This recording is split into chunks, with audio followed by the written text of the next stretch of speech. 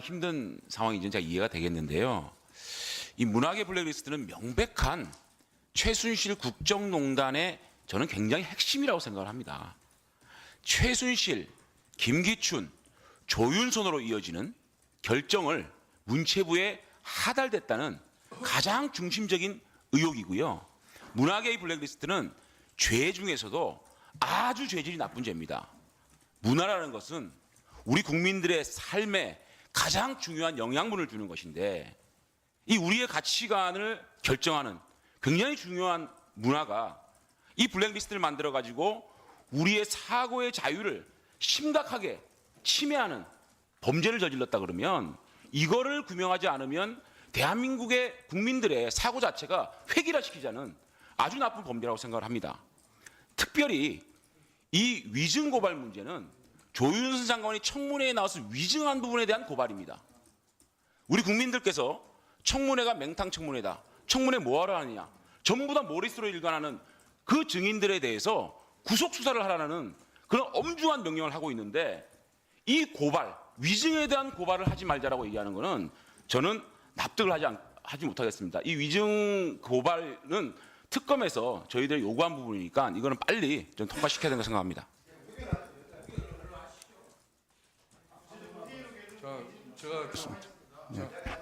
자, 정윤선 위원님 뭐 지금까지 저희가 위원으로서 블랙리스트 이 수사가 잘못됐다는 게 당연히 해야죠. 당연히 해야 되고 저도 이게 얼마나 중대한 사안인지 압니다.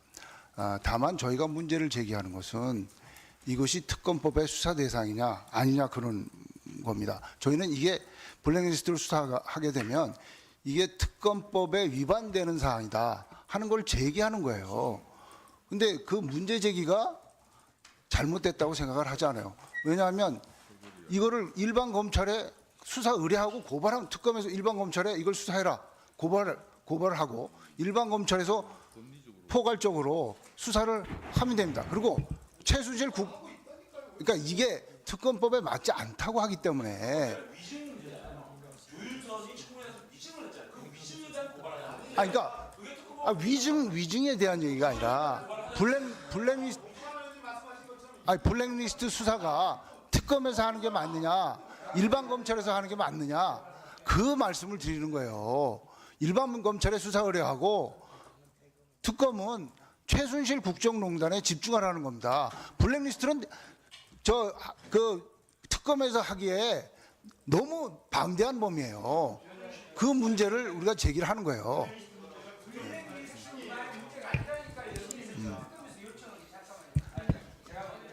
자, 하태경 의원 발언해 주십시오. 이제 정윤섭 의원님 말씀대로 하더라도 우리가 위증을 고발하는 것에는 결과에 있어서 결론에 있어서는 차이가 없다고 생각합니다. 왜냐하면 우리 청문회에서 지금 나온 증언에 대한 위증이거든요. 그러니까 우리는 그냥 국회 증인감정법 15조 1항에 의거해서 고발하는 것이지, 그잖아요. 이 고발을 특검이 요청해 온 것이지, 우리가 이 내용 고발한 것 자체에는 검찰이 하든 특검이 하든 그건 거기서 알아서 할 일이죠. 그리고 우리 정유섭 간사께서도 고발 자체에 대해서 반대하는 건 아니잖아요. 위증을 분명히 한 것이고. 아니 그래서 지금 정유섭 거기 좀 착각하고 계시다는 말씀 제가 드리는 거예요. 고발을 반대하는 것이 아니고 특검에서 다룰 사안이 아니라고 주장하는 것이기 때문에 오늘은 우리가 고발을 하는 것만 결의를 하면 되기 때문에 이것 가지고 굳이 뭐 논쟁할 필요가 있느냐는 거죠. 그러니까 그래서 그걸 착각을 제가 이제 지적을 하는 거예요. 그러니까 위증 고발에 대해서는 반대하는 건 아니잖아요. 자, 개별적인 날이요. 자, 하태경 의원 발언 수고했습니다. 네. 다음 안 하신 분 발언. 안민석 의원.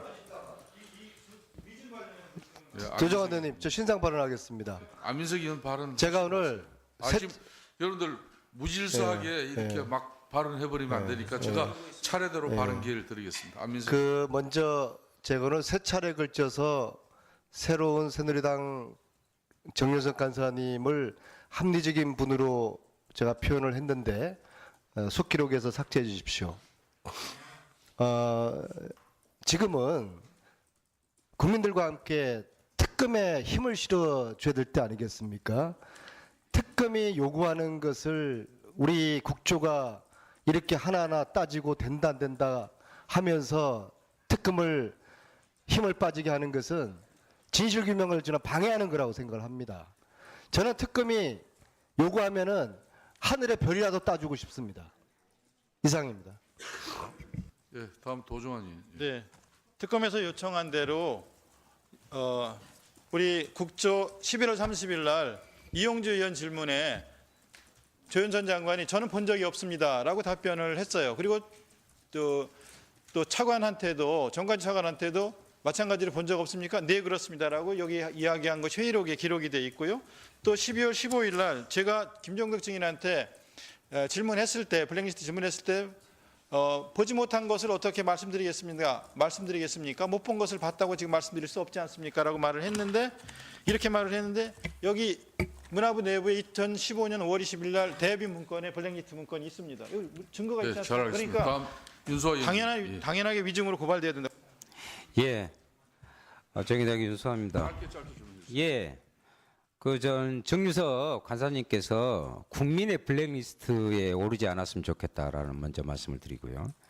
이미 유진용 전 문체부 장관에게 조현재 당시 문체부 1차관을 통해서 A4 용지로 9,400여 명에 달한 부분이 왔다는 부분들을 검찰에서 확인이 되었기 때문에 블랙리스트에 대한 부분들을 위증을 이야기했고요. 또 하나는 이 요청서에 대한 공문에 보면 이 외에도요, 단순히 블랙리스트 문제만이 아니라 대통령 지시받은 문화창조융합 본부장 예명서 그만두라고 압력을 가한 적이 없다는 등이라는 부분들은요, 그 외에도 여러 가지의 위증의 건이 있다는 것인데 그것을 단순히 그것만 특정해서 특검이 할 수 있냐 없냐 하는 것을 국정조사에서 바라는 것 자체가 부적절하다, 저는 이렇게 생각합니다. 그래서 의결을 빨리 해주십시오. 아까 발언을 하셨으니까 이제 그만하세요. 그래, 30초 하세요. 30초.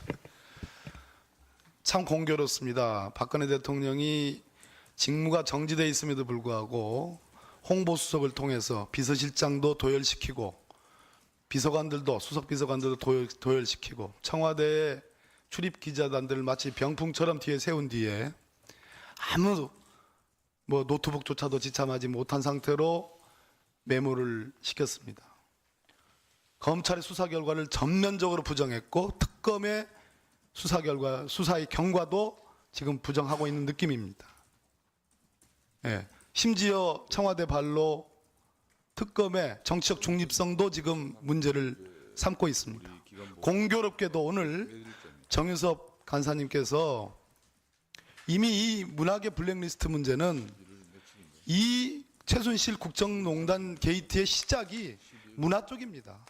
문화 융성을 포장한 그것으로 농단을 한 겁니다.